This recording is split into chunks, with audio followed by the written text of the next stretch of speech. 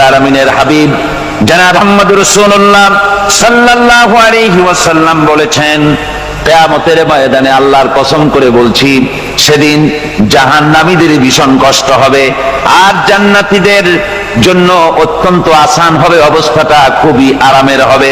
নবীজি বলেন, এক ফরজ নামাজ, এক ওয়াক্ত ফরজ নামাজ আদায় করতে যে সময়টুকুন লাগে, কিয়ামতের মাঠের এই সময় এত বড় বিরাট লম্বা সময় জান্নাতীদের জন্য এরকম হালকা হয়ে যাবে। সুবহানাল্লাহ। হযরত আবু সাঈদ খুদরী রাদিয়াল্লাহু তাআলা আনহু হাদিস খানা বর্ণনা করেছেন, এক ওয়াক্ত নামাজ, একটা ফরজ নামাজ পড়তে যতটুকুন সময় লাগে এতটুকুন সময়ের ভেতরে জান্নাতীদের কারবার শেষ হয়ে যাবে। সুবহানাল্লাহ বিহামদি। আর ওদের কারবার তো শেষই হবে না। وَيَوْمَ تَشَقَّقُ السَّمَاءُ بِالْغَمَامِ وَنُزِّلَ الْمَلَائِكَةُ تَنزِيلًا। ওরা ফেরেশতা দেখতে চায়, সেদিন আসমান সমূহ বিদীর্ণ হয়ে মেঘ পুঞ্জ বেরিয়ে আসবে, আত্মপ্রকাশ করবে, তার ভেতর থেকে ফেরেশতারা ক্রমাগত নাজিল হতে থাকবে। আর অবস্থাটাই হবে, আল মুলকু ইয়াউমাইযিনিল হাক্কু লির-রাহমান ওয়া কানা ইয়াওমান আলাল কাফিরিনা আসীরা। আর সেদিনে বাদশাহী হবে কেবলমাত্র রহমানের। ওয়া কানা ইয়াওমান আলাল কাফিরিনা আসীরা। আর সেই কিয়ামতের দিন, সেই সময়টা হবে কাফেরদের জন্য বড়ই কঠিন। এখানে কিয়ামতের কিছু কথা বলা হচ্ছে, কিছু আভাস দেওয়া হচ্ছে যে আসমান সমূহ বিদীর্ণ হয়ে মেঘ পিণ্ড বেরিয়ে আসবে এবং তার থেকে ক্রমাগত ফেরেশতারা নাজিল হতে থাকবে। আল্লাহর হাবিব বলেছেন, কেউ যদি কিয়ামতের দৃশ্য দেখতে চায় সেজন্য সূরা ইজা শামসু কুবিরাত ওয়া ইজা সামাউ ফাতারাত, ইজা সামাউ শাক্কাত, এই সূরাগুলি যেন পড়ে, তাহলে কিয়ামতের দৃশ্য তার চোখের সামনে প্রতিভাত হবে। কিয়ামতের দৃশ্যটা আসলে কেমন হবে সেই সূরাগুলি তেলাওয়াত করলে সে বুঝতে পারবে।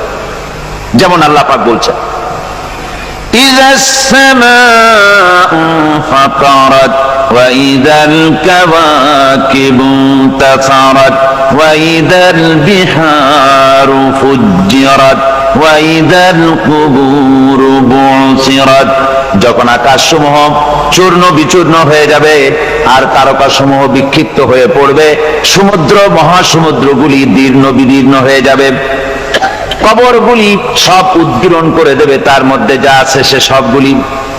আবার আল্লাহ পাক বলেন, ইযাশ শামসু কুবিরাত ওয়া ইযান নুজুমু কাদারাত ওয়া ইযাল জিবালু সুয়্যিরাত। সূর্য যখন ঢেকে যাবে, তারকাগুলি যখন বিপর্যস্ত হয়ে যাবে আর পাহাড়গুলি যখন চালিয়ে দেওয়া হবে, এই দৃশ্য তোমরা দেখতে পাবে।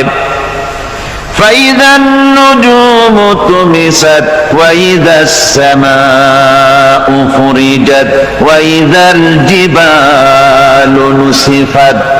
সেদিন অবস্থা এমন হবে, সমস্ত তারকাগুলি স্তিমিত হয়ে যাবে আর আকাশসমূহ দীর্ণ বিদীর্ণ হয়ে যাবে।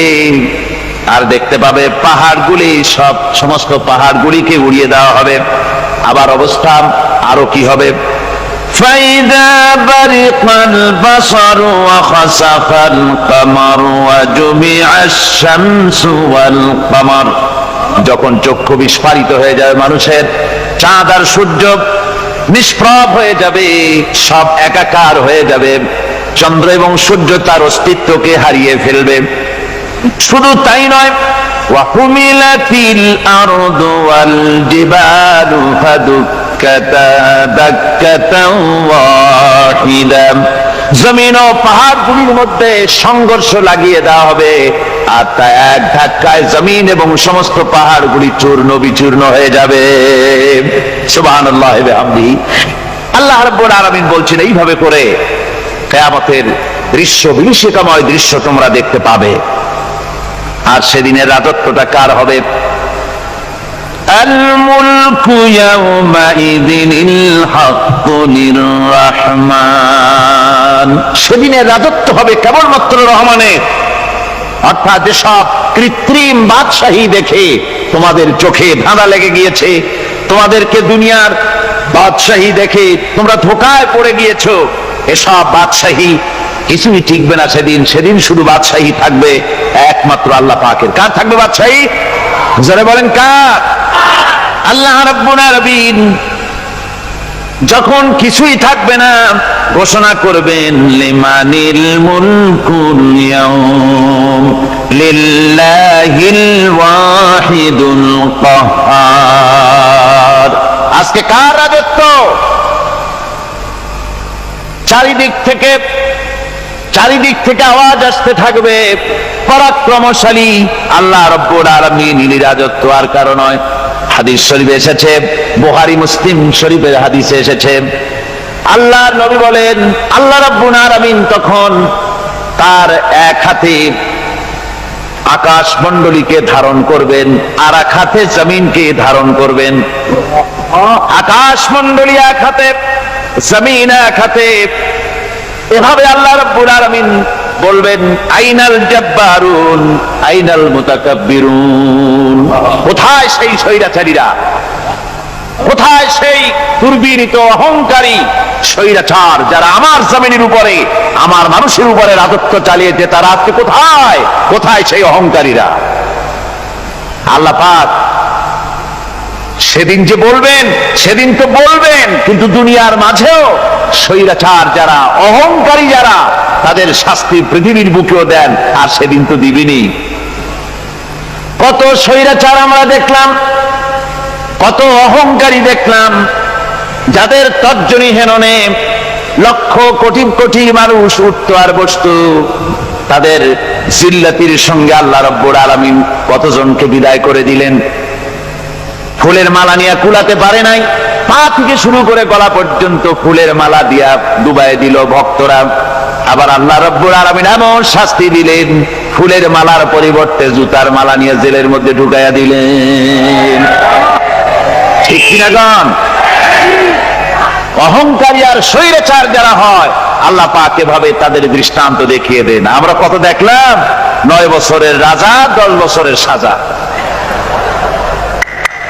পৃথিবীর মুখে যারা অহংকার করে, যারা স্বৈরাচার হয়, আল্লাহর আইনকে যারা বৃদ্ধঙ্গুষ্টি প্রদর্শন করে, আল্লাহ পাক তাদের জমিনেও দেখান। এখানে চূড়ান্ত ফয়সালা আল্লাহ করেন না, আসল ফয়সালার জায়গা তো আছেই, তবে এখানে নমুনা দেখায় দেন। কিন্তু মুশকিল হচ্ছে, ইতিহাসের সবচাইতে বড় শিক্ষা হলো ইতিহাস থেকে মানুষেরা শিক্ষা গ্রহণ করে না। একজনে যে কাম করে বিপদে পড়ে, আর একজন এসে আবার সেই পথেই অগ্রসর হয়, নিশ্চিত মৃত্যুর পথে। আমার বন্ধুগণ, আল্লাহ পাক বলছেন সেই দিন আমার রাজত্ব হবে, আর কারো রাজত্ব হবে না। ওয়াকানা ইয়াওমান আলাল কাফিরিনা আসীরা। আর ওই দিনটা, ওই কিয়ামতের দিন হবে কাফেরদের জন্য সবচাইতে কঠিন। সবচাইতে কঠিন হবে কাদের জন্য? কাফেরদের জন্য। কাফের কারা? কাফের হচ্ছে তারা যারা নাকি আল্লাহর আইনকে অস্বীকার করেছে।